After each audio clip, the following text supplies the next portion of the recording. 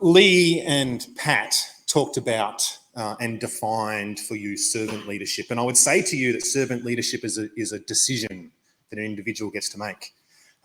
You can think of leading as an influence on others that has the potential for impact. And I'm going to, because I'm a teacher, because I'm an academic, I'm going to introduce you to two frameworks today. The first one is that a basic choice about leading. The first choice is that you can choose to be transactional in the way in which you lead.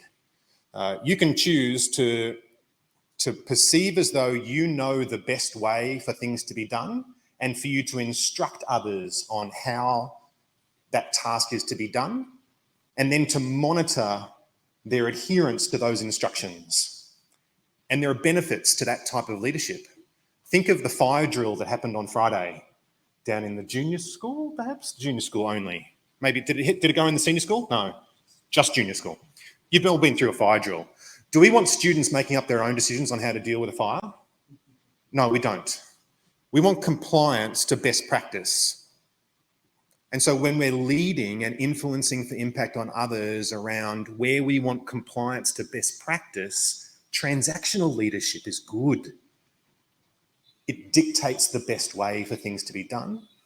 It enforces compliance to that best way, and it gets efficiency and compliance to that best way. Fire drills, the operations of a nuclear power plant, wherever that is needed. What it doesn't do well is anything new. No novelty ever came out of transactional leadership. No advances in science, no creative artwork ever came from somebody telling you this is how you paint the Mona Lisa. No. That required the person who was receiving the instructions to be empowered. This is what we call transformational leadership, which is a choice as to how we choose to lead. The good thing about transactional leadership is we can monitor and we can control people, and we can put it into reports, and we can show compliance on the actions that were taken and prove that they were taken. Yes, that's what it's good for. When we want people to go and have impact, when we want them to go and change the world, when we want them to influence the way things are, we can't tell them what to do. We must empower them. But there's a problem with empowerment. You might be thinking about what that problem might be. The problem with empowerment is, as a leader, you have an objective, and there's a chance that the person to whom you empower might do what they want and not what you want.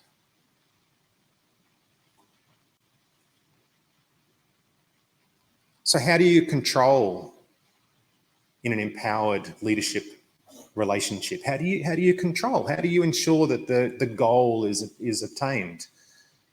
And it was talked about in this concept of servant leadership. And the answer is trust. You trust that the person to whom you are empowering will act to the common good. So then the big question becomes not about your choice of leadership. Your question becomes about, well, how do you build trusting relationships among the people who are being impacted by your leadership style? How do you build trust? And the good answer is, here's my second framework for today. There are three ingredients, actually there's four, but let's do three. And it's easy as ABC. So have that in your head, little acronym. It's actually not an acronym. It's called an initialism. Any of you grammatical nerds out there that just connected with me? Thank you. It's an initialism, ABC. And the three ingredients to a trusting relationship are ability, benevolence, and consistency.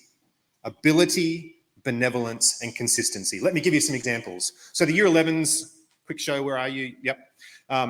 You all know, because I told you last week, in 2 weeks' time, I'm going to be paddling an outrigger canoe for 2 weeks up in the Torres Strait.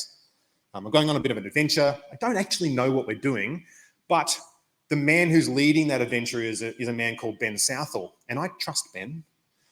Ben's a global adventurer. He's a magic individual. And the reason I trust Ben is 2 years ago, I put my hand up to go on a snowshoeing adventure across the top of Norway, Sweden, and Finland in the middle of winter, like when the sun doesn't shine, when it's -20 outside. And the night before we left, we had like the celebratory dinner, and we went out and we had local food, and I ate reindeer and smoked whale and all kinds of stuff, and it didn't sit well with me. I was up all night, if I can just leave it at that. I was up all night and all the next morning, and we were about to embark on a 10-day adventure snowshoeing through what turned out to be, the night before we left, was a metre and a half of fresh snow had just fallen. So that means when you're snowshoeing, you are breaking a trail through a metre and a half of fresh snow. Our first day was a 10-kilometre trek. It took us 10 and a half hours to complete that trek.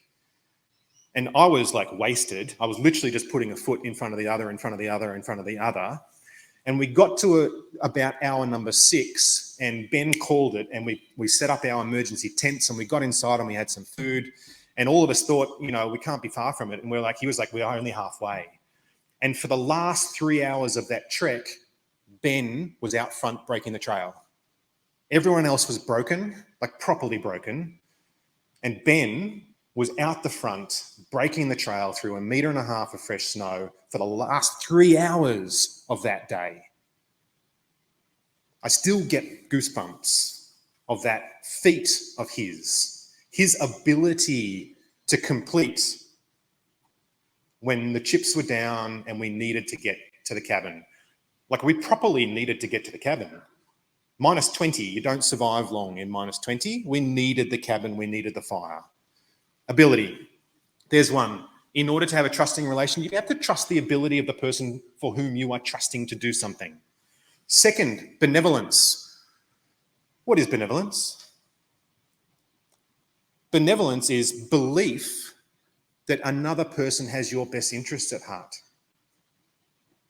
That's what benevolence is. Mutual benevolence is a wonderful thing, where you both believe that each other has each other's best interests at heart. And I'll take it up to a governmental level. Did you know that benevolence in governments around the world is at an all-time low? Globally, populations do not believe their governments have their best interests at heart. In Greece, 12% of the population, when asked, believe that their government has their best interests at heart. In South Africa, it's 15%. In Australia, it's 39%. There exist some countries, the Nordic countries, where the average is 72%. In Switzerland, it's 85%, where they believe their government has their best interest at heart, and they follow their directions. The government says, let's do this, and they say, yep, we do that. It's called Nordic Gold. You can Google that once you get out of here. Nordic Gold. It's acknowledged as one of the key contributors to the economic prosperity of the Nordic countries, is this Nordic gold that exists in their community, their belief that their government has their best interest at heart.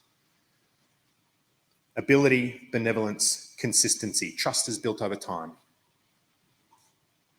It comes through repeated action in order to get the impact. So I'm going to leave you with just a bit of a visual for a moment. Often when we think of great leaders, we think of their attributes. We think of Martin Luther King and his great oratory skills, or we think of Mother Teresa and her intense kindness.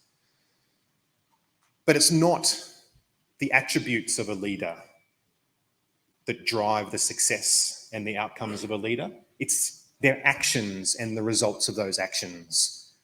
And I'd like you to consider a great Australian leader, Koiki Mabo, otherwise known as Eddie Mabo. We don't remember him for his amazing oratory skills. We don't remember him for his command of language and his determination, for his intellect. We remember him for the speech that he gave to a race and ethics class at James Cook University in 1982, which laid the foundation for a high court ruling which created the concept of native title.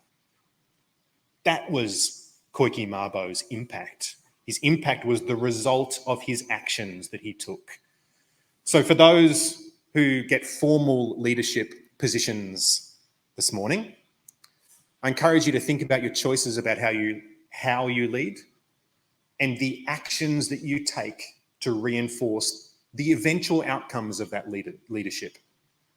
For those who don't get formal leadership positions this morning, I encourage you to think about your leadership style and the way in which you lead informally and the actions that you take to have the type of impact that you want through your leadership. And I'll leave you with that because I'm proud to be here, part of the Spartan community where servant leadership, transformational leadership is embedded into the way in which the school operates. And I put myself forward to be an enabler for any of you. If you're looking for a way for things to move forward and you think that I might be able to help you in that, reach out. I'm on the school list.